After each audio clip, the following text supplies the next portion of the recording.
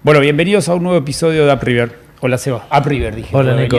Programa, Sí, digamos, sí, bueno, esto porque es la seguidilla del programa, Es se como- para entender. Es como un ómnibus. Bueno, tenemos el placer de saludar al fiscal de San Lorenzo, Aquiles Balvis. Un caso emblemático para San Lorenzo, para lo que es la jurisdicción. Y bueno, nos vas a contar un poco más, pero primero lo saludamos. Hola, Aquiles, ¿cómo estás? Hola, ¿cómo les va? Buenas tardes a todos. Bien, ¿y vos?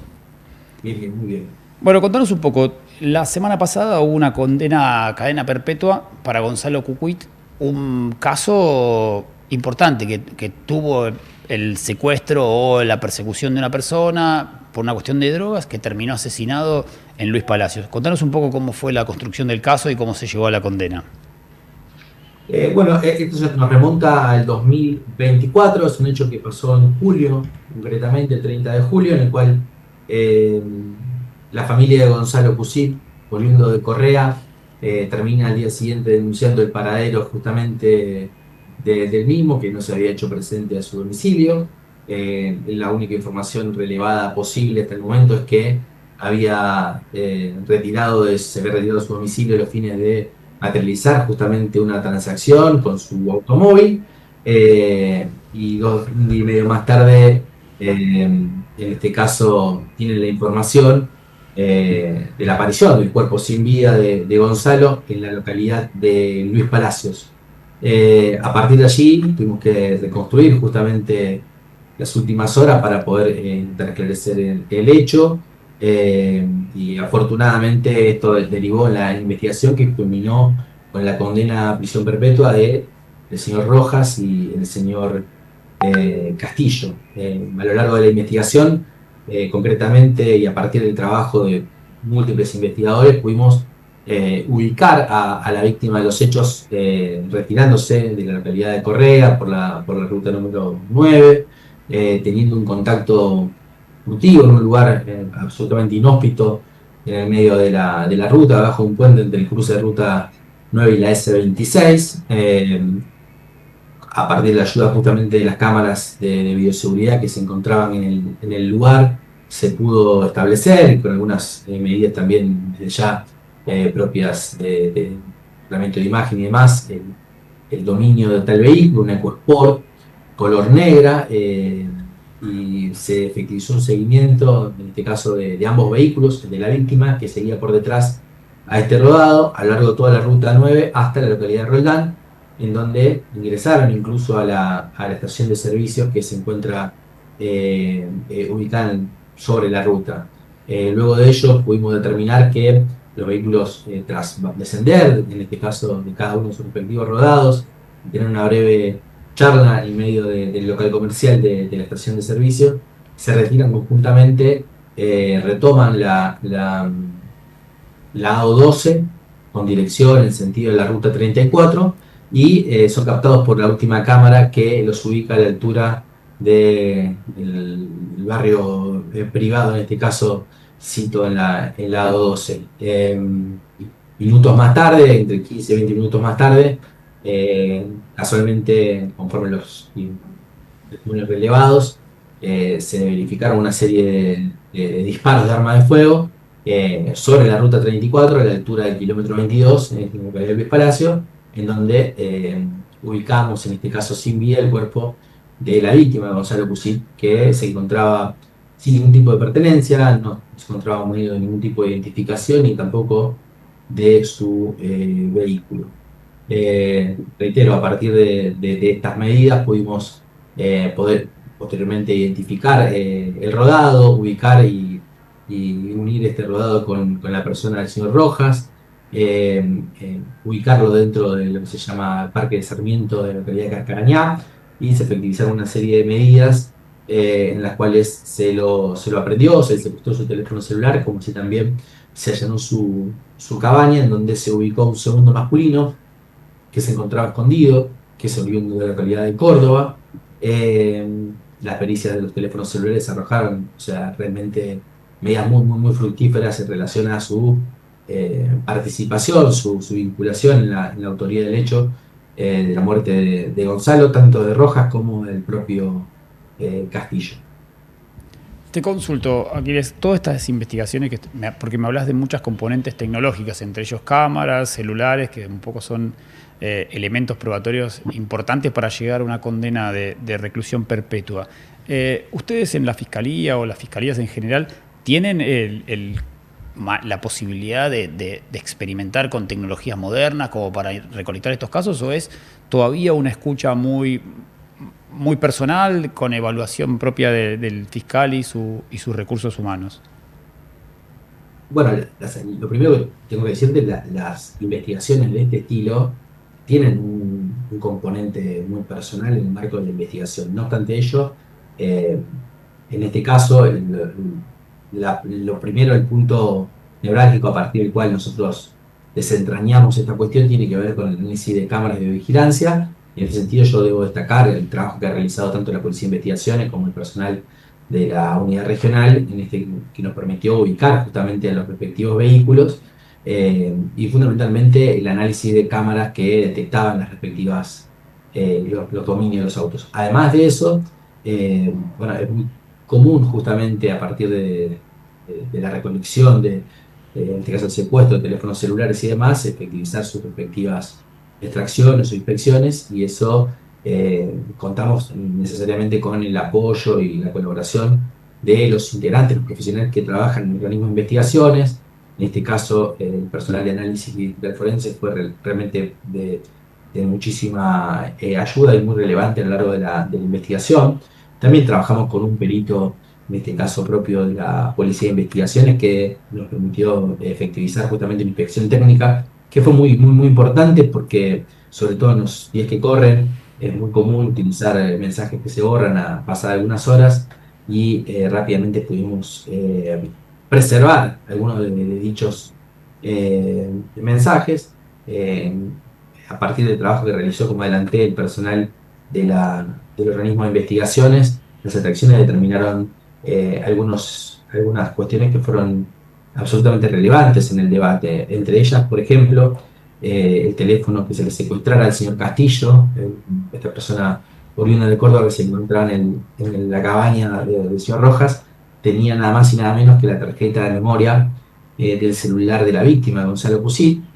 La pericia efectivizada, la extracción UFED que se llevó adelante, permitió recuperar justamente más de 1000 fotografías y videos que eran pertenecientes a Gonzalo, que habían sido tomadas con el teléfono de Gonzalo y que se encontraban justamente en el teléfono de uno de los imputados, nada más y nada menos que en la tarjeta de memoria que había sido oportunamente formateada, borrada, como así también conjuntamente con otras fotografías, otro material que pertenecía al propio justiciable. Por lo cual, todo ello, teniendo en cuenta las circunstancias de modo, de tiempo y lugar, el escaso tiempo que había pasado desde que se había materializado el hecho hasta, en este caso, el secuestro del mismo, lo colocaba justamente con el teléfono de la víctima. De igual manera, el análisis de las respectivas antenas, que son las que nos ubican, o nos pueden ubicar en el lugar de los hechos. En este caso, Castillo, sin dudas, las antenas lo ubicaban en la localidad de Luis Palacios al momento de que este hecho tuvo lugar, y en este caso, a posteriori, inclusive su teléfono celular tenía en su interior la tarjeta de memoria de la víctima de los hechos, por lo cual fue una circunstancia que claramente fue tenida en cuenta por parte del tribunal al momento de emitir su respectivo dictamen. Doctor, para que el resto de la gente que escucha el programa y que nos sigue pueda entender cómo es la dinámica de un juicio, es decir, es muy valorable toda la prueba que produce el Ministerio Público de la acusación, pero la pregunta que siempre se hace es ¿cómo ingresa esa prueba al juicio? ¿Cómo los jueces que intervienen toman conocimiento y cómo intervienen las otras partes? Porque también la defensa tiene que haber planteado algún tipo de objeción a la producción de la prueba, tiene que haber planteado su propia teoría del caso. Así, ¿cómo se desarrolló eso y cuántas jornadas duró el juicio? El juicio se desarrolló, en este caso, duró aproximadamente una semana. Como bien en este caso ha preguntado, la producción de la prueba es de cada parte.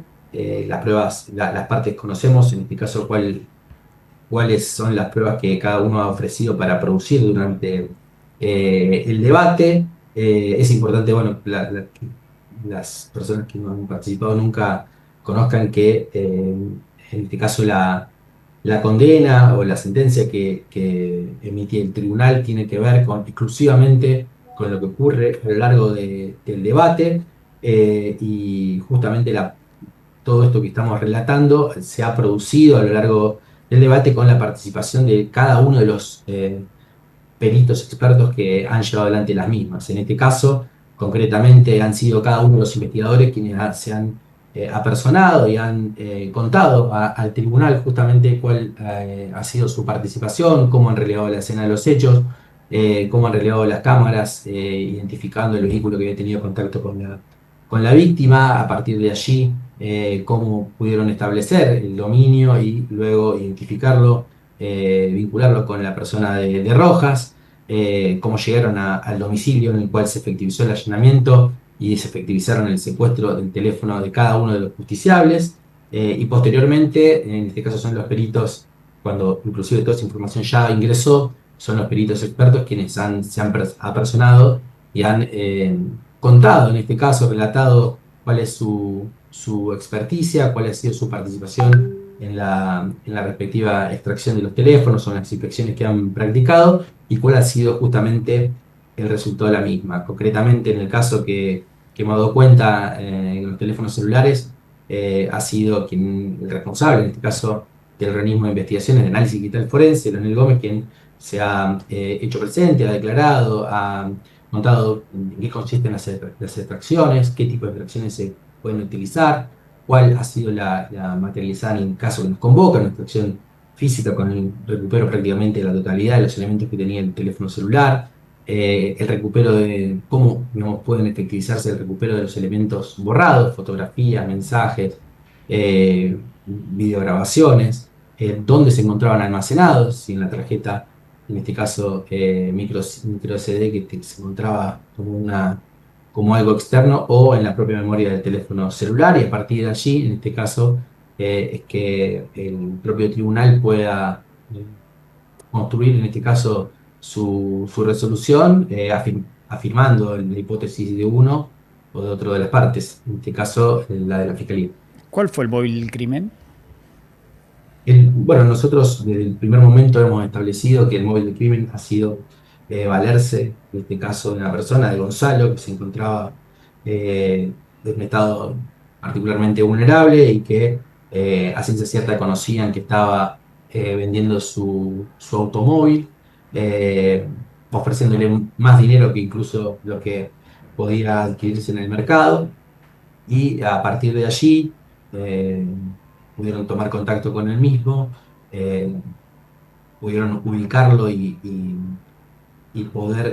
pudieron también sacarlo de su lugar de confianza. Lo llevaron a una jurisdicción extraña, donde no tenía ningún tipo de defensa posible, e inclusive previamente al contacto, el día 30 de julio, en donde posteriormente le quitaran la vida, el señor Rojas, según ha surgido a lo largo del debate, se valió del mismo y tomó los papeles del vehículo, es decir, que los contactos previos le permitieron asegurarse lo documental de tal rodado, y ya en extraña jurisdicción, en un lugar en el medio de un descampado, en este caso, fue ultimado, eh, y su vehículo fue, en este caso, eh, sustraído por parte de Rojas, conjuntamente con el propio Castillo. A partir de allí, inclusive, reitero, no solo el móvil fue, en principio, valerse del vehículo de la víctima, sino también asegurarse la impunidad de ese hecho, a partir de la muerte del propio Gonzalo, que a todas luces podía identificar justamente a quién lo había convocado y quién lo había trasladado prácticamente al lugar donde se le diera la muerte. Los elementos tecnológicos como bien remarcaba recién, tienen hoy una posibilidad de borrarse algún contenido de manera rápida, digamos, en un caso como este, poder eliminar la prueba. Eso también acelera la reacción del cuerpo de fiscales, ¿no? Para poder tener rápido esos elementos como para poder llegar a un juicio como este. Mira, esto volvemos al inicio. Las investigaciones tienen un componente que es muy particular en cada caso, de la cual no se puede hacer en este caso un manual. No obstante ello, la mayor celeridad que pueda efectivizarse en el secuestro y la preservación en este caso de la evidencia, para posteriormente materializar las respectivas extracciones o pericias que en cada caso correspondan, desde ya garantizan o le otorgan un mayor grado de un porcentaje de efectividad a los respectivos resultados. En el caso que nos convoca, inicialmente, tras el secuestro de los teléfonos, rápidamente fueron inspeccionados, en este caso con la respectiva autorización judicial, por supuesto, a los fines de preservar aquellos mensajes que pudieran, en el caso que de ser posible, haber sido borrados, eliminados, o que pudieran dar algunos indicios inmediatos para perpetrar otras medidas, sea allanamientos, sea identificación de personas. Esa inspección, de hecho, nos permitió efectivizar un allanamiento de un tercer eh, involucrado que oportunamente fuera imputado y que no fuera acusado porque la acción se extinguiera respecto de él, dado que perdiera la vida encontrándose en prisión preventiva. Luego las extracciones que realizara ya el organismo de investigaciones fueron absolutamente determinantes para reafirmar justamente lo que ya habíamos podido eh, obtener de las respectivas inspecciones, como así también para evaluar justamente aquellos elementos que habían sido borrados, dado que la inspección tiene que ver con una visualización inicial de aquellos elementos que se encuentran sobre la superficie, a diferencia de la extracción, que de hacerlo de la manera más completa posible permite recuperar elementos que pudieran haber sido borrados, como fue en este caso los que se recuperaron del teléfono del señor Castillo. Pregunta obligada, ¿cómo sigue esto? Es decir, ¿esto fue definitivo? ¿Hay una etapa de revisión? ¿Se ha Bueno, plantado, se ha adelantado algo? todavía no tenemos los fundamentos. Es decir, la semana pasada el tribunal ha efectivizado la lectura de la parte resolutiva y de aquí en adelante, necesariamente en el plazo de ley correspondiente, eh, emitirá y notificará a cada una de las partes los fundamentos de la resolución por la cual ha condenado a prisión perpetua tanto al señor Ramón Alberto Rojas como a Iván Jonathan Castillo, y tras ello, entendiendo justamente las respectivas condenas, entiendo que las partes, las defensas respectivas, evaluarán sus correspondientes apelaciones o no. En el caso que nos convoca, atento a la resolución, no habremos de avanzar justamente en ningún tipo de apelación. Aquiles, muchas gracias por estos minutos, ¿eh? Muy completo Gracias a todo. ustedes. Gracias, Un muy saludo. amable. Hasta luego, fuerte Igualmente. abrazo. Chau, chau. Ahí pasaba el fiscal de San Lorenzo, Aquiles Balvis. Contundente. Siempre, por supuesto, vos estás más acostumbrado a tener relación con este tipo de casos, pero a mí esos minutos desde que entra una denuncia de un cuerpo hasta que se pueda materializar la prueba, debe tener una adrenalina fuerte, porque cualquier pérdida de una prueba De es, tiempo hace es impunidad. Y claramente, sí. Quería bajar un poquito a tierra lo que plantea el fiscal respecto de si esta etapa había quedado firme o no. La pregunta iba en virtud de eso, es decir, las defensas, tal como lo adelantó el fiscal Aquiles Balvis, pueden deducir sus apelaciones. Lo que pasa en la práctica, y así lo dispone también el Código de Procedimientos, es que se dice cuál es el resultado del debate de los jueces, es decir, si es culpable, si no es culpable, cuál es la pena, de acuerdo al grado de participación, autoría de participación que tengan las personas involucradas, dan un resultado. Ese resultado es el fallo, se lo condena a determinada cantidad de tiempo, en este caso perpetua. Pero después los jueces fundamentan y acompañan la evaluación desglosada de toda la prueba producida en el debate y cómo fue interpretada. Y en base a eso trabajan las defensas y el Ministerio Público de la acusación, y si están de acuerdo o no a la valoración que se hizo, se plantea la apelación. Por eso es una etapa que seguramente se seguirá discutiendo. Sí, mucho de lo que siempre en Santa Fe estuvo en discusión y en debate, el tema de la policía judicial. Porque digo, cualquier fiscal ante un caso de esto apela a la policía de investigaciones, a la jefatura. Digo, muchas veces hay controversias entre cómo se actúa en un allanamiento, cómo no. Digamos, hay muchas veces que es muy débil la comunicación entre la fiscalía y la policía, cómo se genera el acta. Digo, hay como un montón de cuestiones que, para mejorar, en este caso estamos hablando de un caso de éxito. Sí, totalmente. Pero hay muchos de ellos que tienen a víctimas todavía sin poder tener los culpables de cada uno de los casos, ¿no?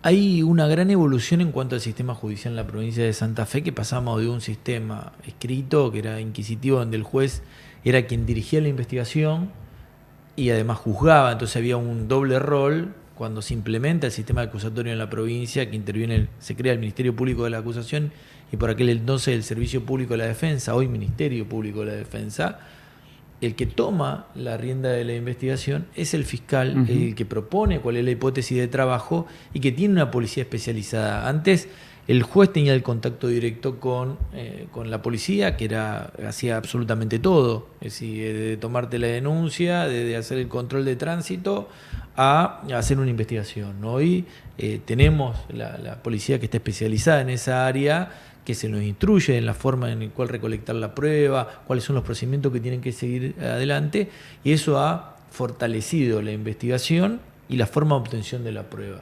Y esa comunicación claramente tiene que ser una comunicación fluida y con gente capacitada, porque si no, la verdad muere en el procedimiento. ¿Por qué? Porque al realizarlo de una manera inadecuada, esa prueba después es impugnada y no puede ser incorporada al debate. Entonces, el rigor técnico hoy es muy grande. La capacitación también es de exigir y cada vez en mayor nivel. Sí, y por supuesto en la policía hay como un montón de estamentos, pero hay muchas críticas en relación a la capacitación. No voy a ir a la capacitación de armamento, táctica, sino muchas veces la instrucción básica de redacción.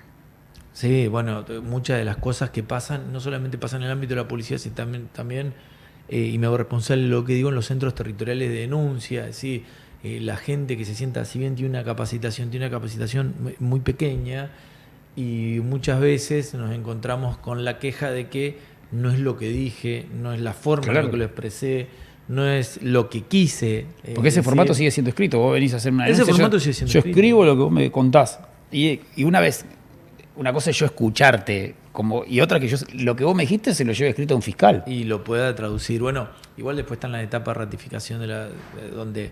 Sí, pero muchas veces eso se demora, digamos, cuando hay un caso doloso como este. La situación... igual entiendo que tienen distintos tratamientos en cuanto a la comunicación inmediata. Uno sabe la gravedad del tema. Sí, claro. Y involucra distintos engranajes y organismos del Estado de forma mucho más rápida en una situación como esta. Pero en el resto de los delitos que se investigan, que son los delitos contra la propiedad, como puede ser una usurpación, tienen tanta burocracia muchas veces que en esta forma de resolver lo urgente y lo inmediato van quedando postergadas. Sí, claro. Y eso sí queda plasmado solamente en el papel, y después hasta que te citan y vos podés explicarle a la gente que está dentro del Ministerio Público de la Acusación y que te toma una entrevista ampliatoria, pasa tiempo.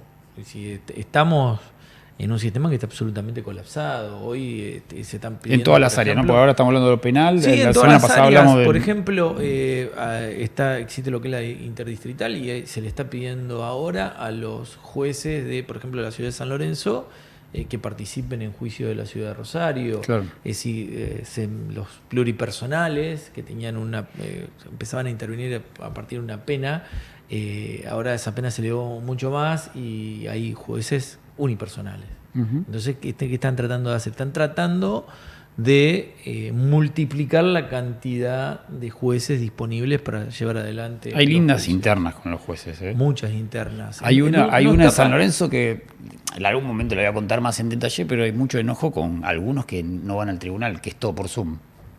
Es que está entre pero hay queja entre la ellos, herramienta o no. Bueno, tuvimos la posibilidad hace nada de participar de una charla, y le mando un saludo muy grande a la gente del Club del Derecho, donde el ministro de la Corte, Daniel Herueta, habló sobre la oralidad y sobre la intervención de las herramientas digitales. Y dio su opinión al respecto. Dice, no es juicio oral el Zoom. Utilizar el Zoom. No es juicio. Se tendría que dar una vuelta por San Lorenzo. La lectura. Es que se da en todo. Me imagino y que no sí. solamente los jueces, lo hacemos los profesionales que estamos al lado de la defensa, lo hace el Ministerio Público de la Acusación. Muchas veces uno llega, se siente en una audiencia y hay que tener el televisor preparado porque una de las partes no va a venir. Es decir, lo usan cientos de veces el Ministerio Público. Lo usamos los abogados que mandamos un mail y pedimos autorización a la Oficina de Gestión Judicial, ya sea porque es muy temprano en la audiencia, porque hay neblina, porque tengo que trasladarme mucho tiempo, y se valoran esas cuestiones. Está en la mano de todo esa herramienta. Después... Pero no, sin abusos. Es que es legal, pero no sabemos si es legítima. Esa es la legitimidad de la herramenta usada en determinados contextos.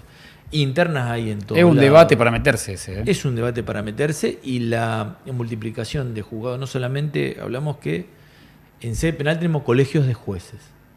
En el resto de las áreas tenemos un titular del juzgado. Uh-huh.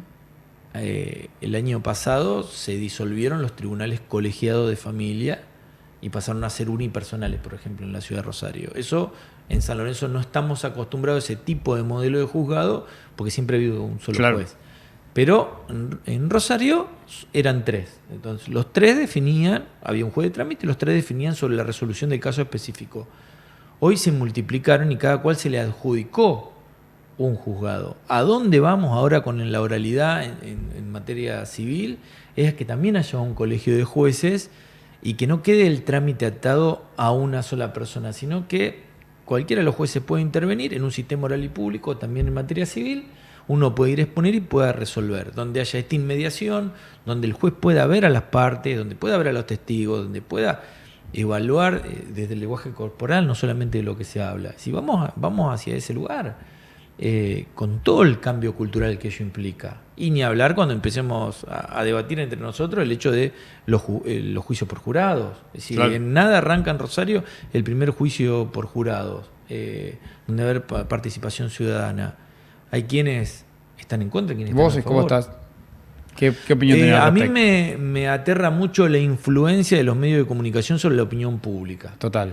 Creo Ayer que escuchaba un debate. Esa es una, y la otra, la seguridad de la gente que va a intervenir. ¿Por qué? Porque en causas sumamente graves, de gravedad institucional o de delincuencia organizada y un montón de cuestiones, existen y van a existir lo comúnmente aprietes. ¿Quién se va a animar a quedar expuesto a esa situación? Son cuestiones que están estudiadas en otros países, que se han resuelto, que se han evaluado cuáles son las características, las cualidades personales que debe tener quien va a integrar el jurado. Hay una audiencia previa de selección. En Estados Unidos uno sabe todo el historial de cada una de las personas y hay una audiencia previa de cómo va a integrar el juzgado, y vos podés impugnarlo o no y generar un debate respecto sobre su capacidad. Acá viviríamos en debate de la persona. Acá viviríamos en debate eterno. Le debe un lechón al otro. No llegamos más. Pero bueno, vamos hacia ese lugar. La forma es cómo, porque ya está, esto tiene contenido constitucional, hay un montón de factores que obligan al Estado a avanzar en ese rumbo. Ahora, ¿cómo lo vamos a hacer? Y no podemos estar in eterno a prueba y error, porque hay intereses muy importantes en juego, como la vida, la libertad. Hay un dicho muy común en política y en esto es que tenemos leyes de Suiza. Sí. Y tenemos territorio de África, digamos. Sí. Porque muchas veces, digamos, lo que piensa un legislador está pensado para lógica. Digo, el Ministerio Público de la Acusación es una idea del socialismo, lo tuvimos a Leus acá, es una idea que hoy está recién, pero arrancó sin recursos. Sí. Arrancó sin presupuesto prácticamente. Entonces fue toda una maquinaria. Mientras uno no es víctima del sistema, mirá qué lindo, me gusta, pero cuando uno entra dentro del sistema y no puede salir atrapado porque faltan recursos, porque los fiscales no pueden investigar, porque un montón de cuestiones, hace que vos vayas a un escenario de inestabilidad republicana. Ese es un gran punto. Bueno, como el sistema de gobierno republicano pero además la materia sobre la cual trabajamos los abogados. Ujú. Es decir, vos tenés el poder legislativo, tenés el poder judicial en esta simbiosis. La primera pregunta es, ¿la ley es interpretable? Sí, porque no aplica, Ujú. es decir, es un concepto general que tiene que aplicarse en una cuestión particular. Y el fallo se transforma en una ley en sentido particular, sí, porque se aplica el caso. Pero en la facultad nos enseña que hay una interpretación del legislador. ¿Qué quiso el legislador cuando dio la Claro. ley? La interpretación exégica, es decir, ¿qué es lo que dice acá? Por ejemplo, está prohibido entrar con perro a la radio y yo quiero entrar con un gato. Si no, la interpretación es que no debería entrar con mascotas. Claro. Pero si hacemos la literal, vos podría entrar con un elefante a la radio. Sí, obvio. Entonces, bueno, es esa. ¿Cuál era la voluntad del legislador? ¿Cuál es la voluntad popular? Es decir, ¿cuál es la interpretación judicial? Entonces después entramos a divagar en un montón de cuestiones, que esto es lo rico que tiene el derecho, es Bueno, decir, de hecho, la multiplicidad de posturas respecto a una misma norma. Estamos en medio de un debate que no surgió acá, pero tuvo una importancia, que es el tema de las falsas denuncias. Sí. Hoy hay toda una vertiente por este lado diciéndote que, ojo, que no existen las falsas denuncias, que son casos muy mínimos. Por otro lado dicen, che, y acá y todo esto, entonces tenés como dos posiciones. Es que cuando vos te sentás a escuchar a las dos partes, claramente por separado, no en un debate, sino que permitís que te expresen en su totalidad o en extenso lo que piensan, tenés que lo que dicen, las falsas denuncias son el 1%, por ejemplo, los que dicen que no Sí. existen, que es una cuestión mínima, pero cuando vos empezás a ver que no hay un análisis respecto, y lo decía Sacón. la doctora Cosentino cuando Cosentino. vino con nosotros, Sacón. que planteó, bueno, cuáles son las que no se identifican como falsa denuncia, cuáles son las que no prosperan, pero cuáles son las consecuencias. Y, si, Y después tenés el otro lado, si hace nada hubo una manifestación en tribunales provinciales de Rosario de un grupo de mujeres diciendo no queremos que nos callen, queremos que se nos escuche, Ujú. queremos develar la verdad, ¿sí? Porque no andamos por la vida haciendo falsa denuncia. Y es una situación sumamente atendible. Sí, compleja, muy compleja. Y me parece que en todos los órdenes de la legislación se dan siempre intereses cruzados, pero muchas veces hay que ver si lo que se termina legislando, bien lo decías vos, tiene que ver con una coyuntura momentánea. Si una coyuntura momentánea, si nos movemos de acuerdo al clamor popular, y Obvio. porque lo pasó con las modificaciones de la ley Bloomberg, si como consecuencia de la muerte de Axel Bloomberg, hubo una ruptura dentro del Código Penal donde se aumentaron un montón de penas y quedó muy desfasado nosotros hablamos siempre de bienes jurídicos tutelados o protegidos. Y muchos te dicen que el valor moral de una nación está en su código penal. Ujú. Es decir, vos ves Sí, cuál sí, es claro. lo que mayor se protege y qué es lo que menor se protege. Y hoy la vida, que debería ser lo que mayor se protege, si uno lo compara con otros delitos, no es lo que mayor se protege. Ya sea desde el punto de vista de la pena y muchas veces desde la forma de ejecución de la pena. Ujú. Que esto también es un debate muy grande. Sí, claro. Si vos matás a alguien, podés acceder a beneficios en la ejecución de la pena. De hecho, si vos atentás contra la integridad física de una persona, no podés. Y Tenemos- hoy es más gravoso 8 años en un homicidio donde le quitaste la vida a alguien o 8 años por un delito contra la integridad sexual. Vos decís, matemáticamente los dos son 8, pero en la ejecución de la pena uno accede a beneficios Y el y otro que no. quitó la vida a los 4 años o a los 6, depende de qué es lo que estés haciendo, y depende el cómputo de la pena, no quiero entrar en una cuestión estrictamente técnica, pero la ejecución de la pena de un delito contra la integridad sexual es en su totalidad, sin Claro. gozar ningún beneficio. Te decía como para ir cerrando. De hecho, acabamos de tener un fiscal que logró una reclusión perpetua que no es normal. No, No es la habitualidad, digamos. Por eso lo estamos poniendo, porque parece, y mató, tiene que ir preso de por vida. Esa es, digamos, el inconsciente colectivo, es decir, mató, preso de por vida.